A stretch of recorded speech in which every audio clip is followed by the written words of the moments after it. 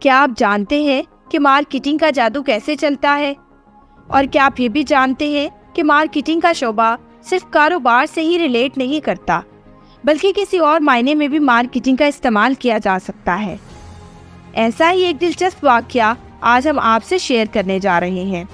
آئیے یہ واقعہ سنتے ہیں ایک صاحب کی زبانی۔ میں نے ویٹر کی توجہ ڈش نمبر 65 کی طرف مبذول کروائی اور مسکرا کر پوچھا، یہ کیسی رہے گی؟ ویٹر نے جھک کر مینیو کارڈ دیکھا اور مسکرا کر بولا، یہ رائسینیا ہے، یہ ہمارے ریسٹورینٹ کی مشہور ترین ڈش ہے، یہ آپ کے لیے پرفیکٹ رہے گی۔ وہ اس کے بعد سیدھا ہوا اور نہایت شستہ انگریزی میں ڈش کے اجزاء اور اس کی تیاری کے مراحل پر روشنی ڈالنے لگا۔ اس نے بتایا، ڈش کے چاول برازیل کے قدرتی کھیتوں میں قدرتی کھاد میں پروان چڑھتے ہیں، زیرہ چین کے دور دراز علاقوں سے منگوایا جاتا ہے، دھنیا، دالیں اور نمک انڈیا سے لایا جاتا ہے۔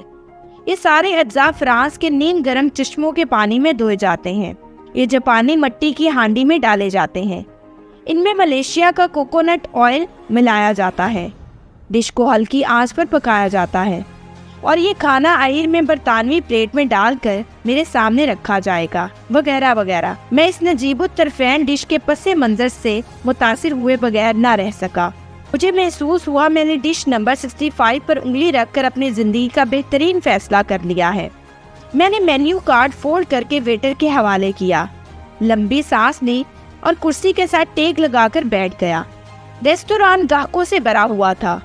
میں لوگوں کو کھانا کھاتے، گپ شپ کرتے اور کہکے لگاتے دیکھ کر خوش ہو رہا تھا۔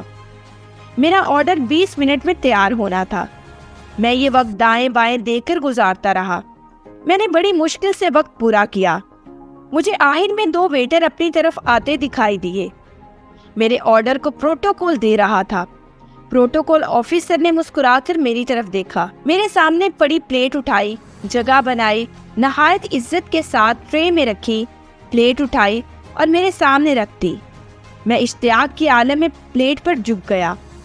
دونوں ویٹر سے مسکرا کر میری طرف دیکھا، انجوائے یور میل سر کہا اور لیفٹ رائٹ کرتے ہوئے واپس چلے گئے۔ میری پلیٹ کے کونے میں کھیرے کی 2 کاشیں پڑی تھیں، اس سے 1 انچ کے فاصلے پر سبز دھنیے کی چٹنی تھی اور اس چٹنی سے 2 انچ کے فاصلے پر 4 چمچ کے برابر چاولوں کی ڈیری تھی۔ میں نے چھری کے ساتھ وہ ڈیری کھولی، چاولوں سے کانٹا بھرا، وہ کانٹا منہ میں ڈالا اور ساتھ ہی میری ہنسی نکل گئی۔ اللہ جھوٹ نہ بلوائے، وہ رائسینیا پھیکی کھچڑی تھی اور میں کھچڑی کی ان 4 چمچوں کے لیے 20 منٹ تک انتظار کرتا رہا۔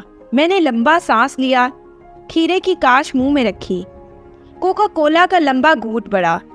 کھچڑی معذرت چاہتا ہوں رائسینیا کو زہر مار کیا اور ویٹر کو بل لانے کا اشارہ کر دیا۔ وہ بل کی بجائے ڈیزرٹس کا مینیو کارڈ لے آیا اور مجھے انوکھی سویٹ ڈشز چیک کرنے کا مشورہ دینے لگا۔ میں نے نہایت شائستگی کے ساتھ معذرت کر لی۔ وہ مایوس ہو کر واپس چلا گیا اور بل لے آیا۔ میں نے بل کو غور سے دیکھا۔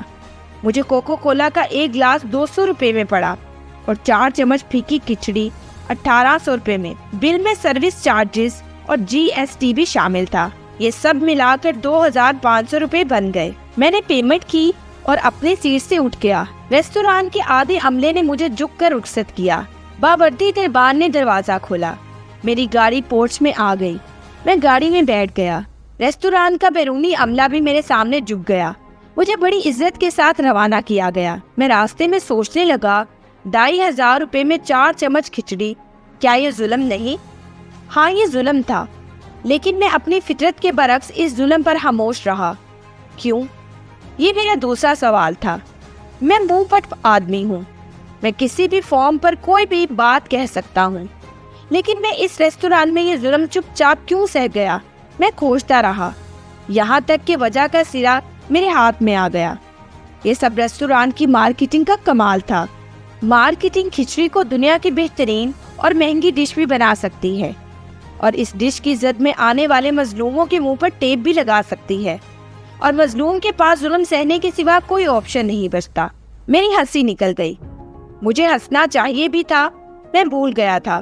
ہم مارکیٹنگ کی اس ایج میں زندہ ہے جس میں ٹیلی ویژن کا اشتہار یہ فیصلہ کرتا ہے مجھے کون سا ٹوتھ پیسٹ استعمال کرنا چاہیے، मुझे किस कंपनी की चाय, दूध, चीनी, अंडे, शैम्पू, साबुन, डिटर्जेंट पाउडर, पानी, फ्रिज और एसी खरीदना चाहिए, और मुझे किस मोटरसाइकिल पर बैठकर ज़्यादा फर्क महसूस होगी, वगैरह वगैरह।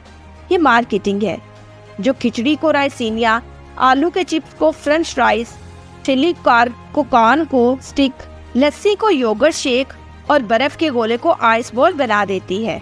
कंपनी अपनी मार्केटिंग के जोर पर 10 रुपए की चीज 1000 रुपए में फरोख्त करती है और ग्राहक को एतराज की जरूरत तक नहीं होती। मैं ये भी भूल गया था, ये मार्केटिंग सिर्फ कंपनियों तक महदूद नहीं होती। मार्केटिंग की जरूरत इंसानों और मुल्कों को भी होती है। मसलन आप Usama bin Laden, Saddam Hussain, colonel कज़ाफ़ी की मिसाल ले लें। ये चारों मार्केटिंग का ताज़ा तरीन सबूत है। अमेरिका ने 10 साल उसामा बिन लादेन, सद्दाम हुसैन और कर्नल कज़ाफ़ी की नेगेटिव मार्केटिंग की। ये इन तीनों को सिविलाइजेशन के लिए अजीम खतरा साबित करता रहा, यहाँ तक कि पूरी दुनिया ने इन्हें विलन तस्लीम कर लिया। अमेरिका ने इस नेगेटिव मार्केटिंग की आड़ में पूरी दुनिया का नक्शा, पूरी दुनिया की फिलॉसफी बदल दी। दुनिया तीसरी आलमी जंग के दहाने पर पहुंच गई, लेकिन ये दुनिया 3 अजीम विलन की हलाकत पर अमेरिका के लिए तालियां बजाती रही। अब भारत की मिसाल भी ले लीजिए। भारत ममालिक की मार्केटिंग का खौफनाक सबूत है।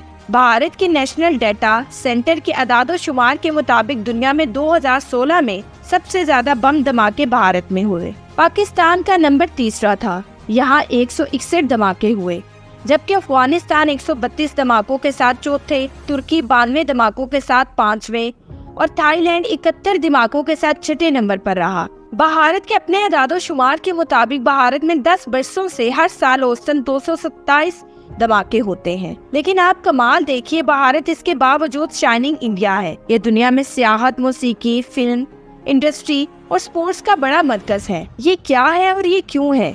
हमने कभी सोचा भारत दुनिया में सबसे ज्यादा बम धमाकों के बावजूद क्यों शाइनिंग है, और हम तीसरे नंबर पर होने के बावजूद दुनिया का खतरनाक तरीन मुल्क क्यों है?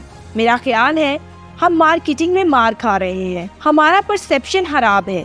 हमें हर हाल में मार्केटिंग की अच्छी टीम चाहिए, एक ऐसी टीम जो हमारी खिचड़ी को राइसिनिया बना दे। मुझे उम्मीद है कि नाजरीन के लिए आज की वीडियो बहुत ही दिलचस्प और मालूमाती रही होगी, और अगर आप चाहते हैं कि हम ऐसे ही आपके साथ अहम मौजू शेयर करते रहें तो हमारे चैनल को लाइक, शेयर और सब्सक्राइब करना मत भूलें, और बेल आइकन का बटन जरूर प्रेस करें ताकि हर नई वीडियो का नोटिफिकेशन आपको आपकी स्क्रीन पर मिले।